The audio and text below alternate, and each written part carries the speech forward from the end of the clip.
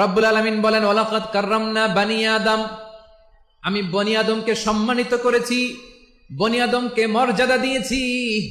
ওয়া হামালনাহুম ফিল বাররি ওয়াল বাহর, বনি আদমকে জলে স্থলে স্থলে এবং সমুদ্রে চলাচলের বাহন দিয়েছি। ওয়া রাযাকনাহুম মিনাত তাইয়্যিবাত, তাদেরকে পবিত্র রিজিকের বন্দোবস্ত করেছি। ওয়া ফাদ্দালনাহুম আলা কাসীরিম মিম্মান খালাকনা তাফদীলা, আর আমি আল্লাহ যাদেরকে সৃষ্টি করেছি তাদের মধ্য থেকে বনি আদমকে আমি শ্রেষ্ঠ বানিয়েছি। আমরা শ্রেষ্ঠ, আমরা আশরাফুল মাখলুকাত। আমরা কি এই যে এমনি চিল্লাচিল্লি করে জিজ্ঞেস করলে বলে না, আমরা আশরাফুল মাখলুকাত। আমরা কি শ্রেষ্ঠ, সবার চেয়ে সেরা। আমাদের মতো করে আল্লাহ কাউকে বানায় নাই। দুই পায়ে ভর করে শির দ্বারা এরকম স্ট্যান্ড রেখে মাথা উঁচু করে দাঁড়াতে পারে এরকম কোন প্রাণী পৃথিবীতে আছে? এজন্য আল্লাহ বলেন ওয়ালাকাদ কাররামনা বানি আদম, আমি বনি আদমকে সম্মানিত করেছি, তাদেরকে আমি মর্যাদা দিয়েছি। তাদেরকে আমি যত মর্যাদা দিয়েছি আমার কোন সৃষ্টিকে এত মর্যাদা দেই নাই। পড়েন সুবহানাল্লাহ। I have dignified the status of the sons of Adam, আদমের সব সন্তানের মর্যাদা আমি বাড়িয়েছি। আল্লাহ এখানে বলেননি ওয়ালাকাদ কাররামনাল মুমিনিন, আমি মুমিনের মর্যাদা বাড়িয়েছি, বলেছেন? আল্লাহ এখানে বলেন নাই ওয়ালাকাদ কাররামনাল মুসলিমিন, আমি মুসলিমের মর্যাদা বাড়িয়েছি। আল্লাহ বলেছেন ওয়ালাকাদ কাররামনা বানি আদম, আমি বনি আদমের সম্মান বাড়িয়েছি। হোক সে মুমিন কিংবা কাফের, মুসলিম কিংবা মুশরিক, আস্তিক কিংবা নাস্তিক, আরব কিংবা অনারব, যেই হোক না কেন আদম সন্তান সবগুলার মর্যাদা বাড়ায় দিয়েছে কে? সবার মর্যাদা আল্লাহ বাড়িয়েছে। মানুষ হিসেবে মর্যাদা। বিশ্বনবী সাল্লাল্লাহু আলাইহি ওয়াসাল্লাম ইহুদির লাশ দেখে দাঁড়িয়ে গেলেন। কার লাশ? আমার যশোরের ভাইয়েরা আওয়াজ করে বলুন, কার লাশ? ইহুদির লাশ দেখে দাঁড়ায় গেলেন। সাহাবারা বললেন ইয়া রাসূলুল্লাহ, আপনি দাঁড়ালেন যে, এটা তো ইহুদির লাশ। বিশ্বনবী বললেন আওয়ালাইসাত নাফসান, এটা কি মানুষ নয়? এটা হোক ইহুদি হোক খ্রিস্টান, এটা তো মানুষ। আমি মানুষ দেখে দাঁড়িয়েছি। আই স্যালিউট দ্য হিউম্যানিটি, আমি মানবতাকে সম্মান করেছি। পড়েন সুবহানাল্লাহ। তাহলে এই জমিনে মানুষের মর্যাদা বেশি, হোক আস্তিক হোক নাস্তিক, হোক মুমিন কিংবা কাফের। আদমের সন্তান হলে, মানুষ হলেই তার মর্যাদা বাড়িয়েছে কে? আমার কলিজার টুকরা যশোরের ভাইয়েরা, মানুষের মর্যাদা আল্লাহ এত বাড়িয়েছেন, মানুষ জীবিত থাকলেও যেমনি মর্যাদাবান, মরে গেলেও মর্যাদাবান। সুবহানাল্লাহ পড়ে। মানুষ মরে গেলে এই ডেড বডিটা কি হয়? পচে যায়, গলে যায়, মাটির সাথে মিশে যায়। তাই বলে আপনি ডেড বডির সাথে যাচ্ছে তাই করতে পারবেন না। পারবেন? কেউ যদি অন্যায় করে তাকে যদি আপনি শাস্তির আওতায় আনেন, যা মনে চায় করতে পারবেন না। তারা আগুন দিয়ে পোড়াতে পারবেন না, নাক কাটতে পারবেন না, কান কাটতে পারবেন না, অঙ্গ বিকৃতি করতে পারবেন না। কারণ মানব জাতির মর্যাদা স্বয়ং দিয়েছে কে? ডেড বডি পচে যাবে, গলে যাবে। তারপরে ইসলাম বলে না, খবরদার, এই মরা লাশটারও একটা মর্যাদা আছে না নাই? ইসলাম বলে এই লাশটা গলে যাবে, পচে যাবে, কিন্তু এটার অমর্যাদা করো না। কর্পূর দিয়ে, খেজুর পাতা দিয়ে এটাকে ওয়ার্ম ওয়াটার দিয়ে, গরম পানি দিয়ে ধৌত করো। সাদা শুভ্র ধবধবে কাপড় দিয়ে লাশটাকে তুমি কাভার করো। তারপরে খাটিয়ার মধ্যে লাশটাকে রেখে বিশাল একটা প্রোগ্রাম করো, একটা ফিউনারাল প্রোগ্রাম করো। ওই প্রোগ্রামের ডানে বায়ে পেছনে লাশটারে রাখলে হবে না, প্রোগ্রামের একেবারে সামনটাতে তুমি লাশটাকে রাখো। সুবহানাল্লাহ। একটা ফিউনারাল প্রোগ্রাম করতে হবে, তাকে শেষ বিদায় জানাতে হবে, যেটাকে আমরা জানাজা বলি। কি বলি? জানাজা মানে মাইয়েতের জন্য দোয়া, তার জন্য দোয়া করা হয়। তাকে একটা সিস্টেমেটিক অর্ডারে কবরে রাখা হয়, সুন্দরভাবে সেটাকে কবরস্থ করা হয়, মাটি দেয়া হয়, পানি দেয়া হয়। তার মানে মরে গেলেও মানুষের সম্মান বাড়ায় দিয়েছে কে? এজন্য আল্লাহ বললেন ওয়ালাকাদ কাররামনা বানি আদম, বনি আদমের সম্মান মর্যাদা আমি আল্লাহ বাড়িয়ে দিয়েছি। মানুষের সম্মানে তুমি কখনো আঘাত করো না, ঠিক না?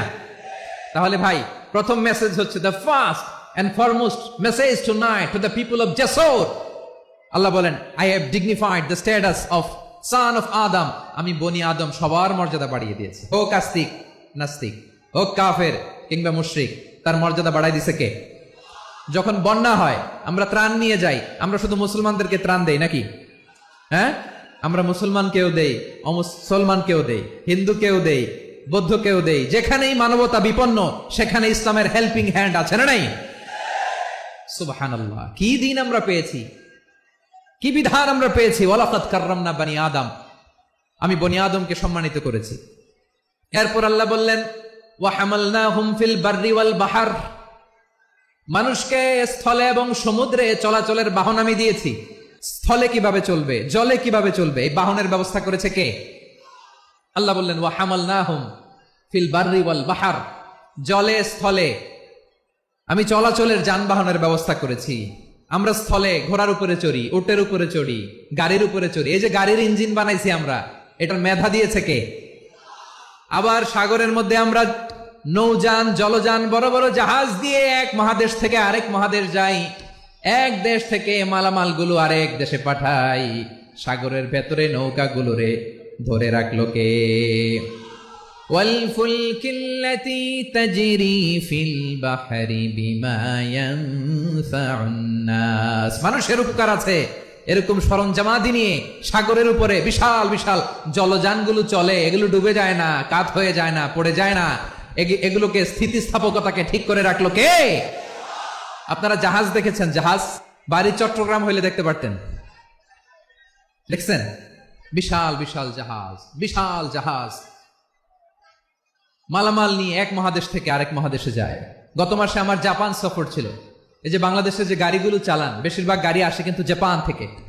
হাজার হাজার গাড়ি একটা জাহাজ বহন করতে পারে, হাজার হাজার গাড়ি। এটাতে সাগরের মধ্যে ভাসাইলো কে? সবাই বলুন, ভাসালো কে? হাজার হাজার গাড়ি নিয়ে জাপানিজ গাড়িগুলো আমাদের চট্টগ্রামের এয়ারপোর্টের বন্দরে ভিড়ে। যুক্তরাষ্ট্রে আমি দেখেছি বিশাল বিশাল জাহাজ। আপনারা টাইটানিক জাহাজের নাম শুনেছেন? টাইটানিকেরও 8 গুণ 10 গুণ বড়। সুবহানাল্লাহ কইবেন না? টাইটানিক জাহাজের 8 গুণ 10 গুণ বড় একটা জাহাজ আছে, আইকন অফ দ্য সি, আমি দেখে এসেছি। রয়্যাল ক্যারিবিয়ান দেখে এসেছি। সাগরের সামনে জেটিতে যখন দাঁড়ালাম, জাহাজটা যখন যায়, আমার মনে হচ্ছে একটা শহর, গোটা শহর, the entire city is floating on the water. পুরো একটা শহর মনে হয় পানির উপর দিয়ে ভেসে যাচ্ছে। পড়েন সুবহানাল্লাহ। এই যে আইকন অফ দ্য সি, এই ক্রুজ, এই জাহাজটা, এটার ভিতরে স্টেডিয়াম আছে। কিসের ভিতরে স্টেডিয়াম? কথা বুঝে নাই বোধহয়। স্টেডিয়াম কিসের ভিতর? সুইমিং পুল আছে, শপিং মল আছে, রেস্টুরেন্ট আছে, ক্লাব আছে, 3000 4000 রুম বিশিষ্ট, কক্ষ বিশিষ্ট হোটেল আছে। এই সবগুলোর নিয়ে এগুলো চলে সাগরের এই দোলার মধ্যে, জলোচ্ছ্বাসের মধ্যে। এই সাগরের ভেতরে এই জাহাজগুলোর ভাষায় রাখছে কে? সূরাত আর-রহমান আল্লাহ তাআলা বললেন ওয়ালাহুল জাওয়ারিল মুনশাআতু ফিল বাহরি কাল আ'লাম ফাবিআইয়ি আলা, সবাই পড়েন, ফাবিআইয়ি আলাই রাব্বিকুমা তুকাযযিবান। পাহাড় সম বড় বড় জাহাজগুলো মাল বোঝাই করে সাগরের মধ্যে ভেসে বেড়ায়। এগুলো দিয়ে মালামাল বহন করা যায়, মানুষরা এক দেশ থেকে আরেক দেশে যায়। এই জাহাজগুলোর সাগরের ভেতরে ভাসায় রাখলো কে? এই আয়াতের ভেতরে আল্লাহ তাআলা সূরাত বনী ইসরাঈলের এই চমৎকার আয়াতের ভেতরে আল্লাহ তাআলা বেসিক্যালি মানব জাতির প্রতি তার 4টি স্পেশাল অনুগ্রহের কথা বলেছেন। কয়টি? 2টা বলে ফেলছি। 1 নাম্বার ওয়ালাকাদ কাররামনা বনী আদম, আমি বনী আদমের সম্মান বাড়াইছি। নাকি মুসলমানদের? নাকি মুসল্লিদের? কার সম্মান বাড়িয়েছি? বনী আদমের। তাহলে human dignity, the first part of the verse talks about the human dignity. 2 number অংশে আল্লাহ তাআলা বলেন ওয়া হামালনাহুম ফিল বাররি ওয়াল বাহর, স্থলে এবং সমুদ্রে আমি তাদের জন্য চলাচলের বাহন দিয়েছি। সুবহানাল্লাহ। তার মানে smooth movement on land and sea, জলে এবং স্থলে যাতে আমরা স্মুথলি মুভ করতে পারি আল্লাহ তাআলা দিয়েছেন।